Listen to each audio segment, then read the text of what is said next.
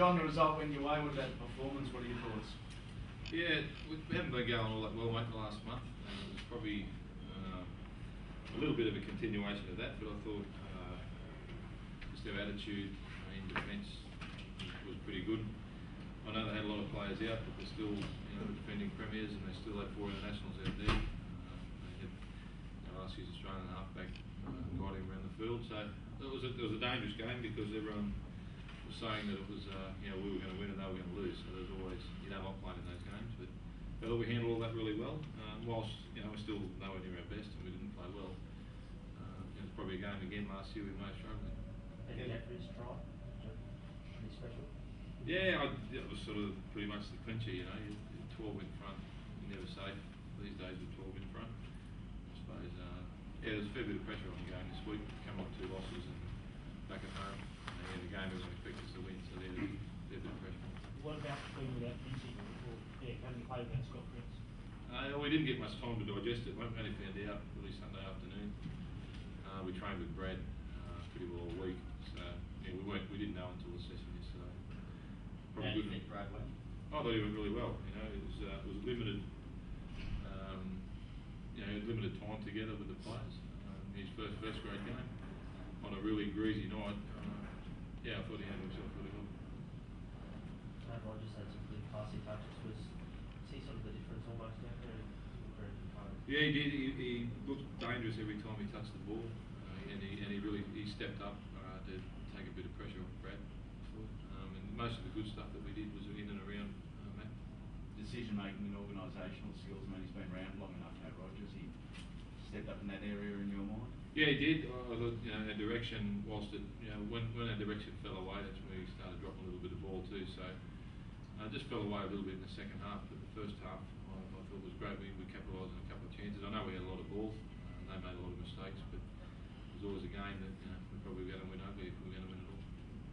People share the lead, but you're still not happy with how you've been performing the past few weeks. Is that you can see there's so much room for improvement there?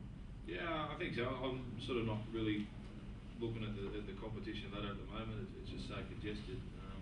Sides that were written off pretty well in the media the first 4 or 5 weeks into the competition. They got themselves up in the 8 on the back of 3 or 4 wins in a row. So, it's a nice edge, I suppose. You lose 3 in a row and you can drop out.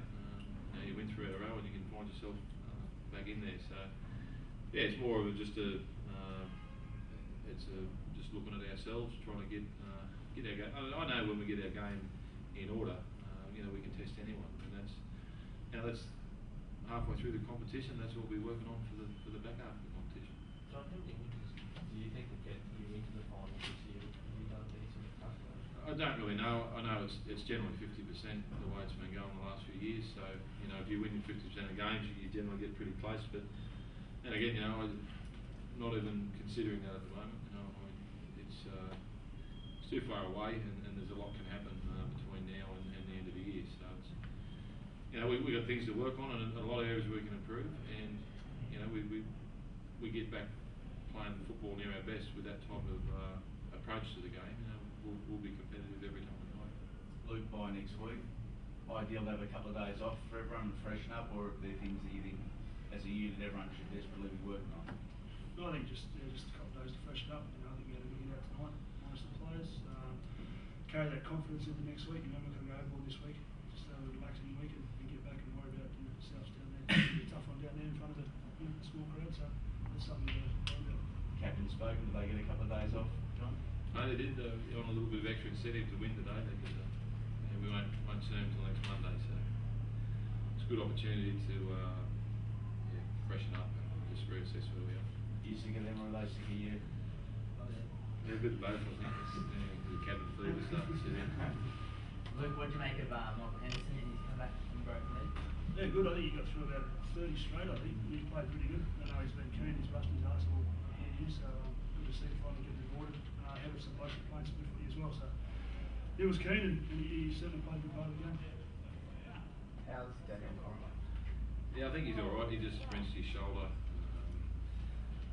that he injured a couple of weeks ago, but he's walking around there, says he's fine.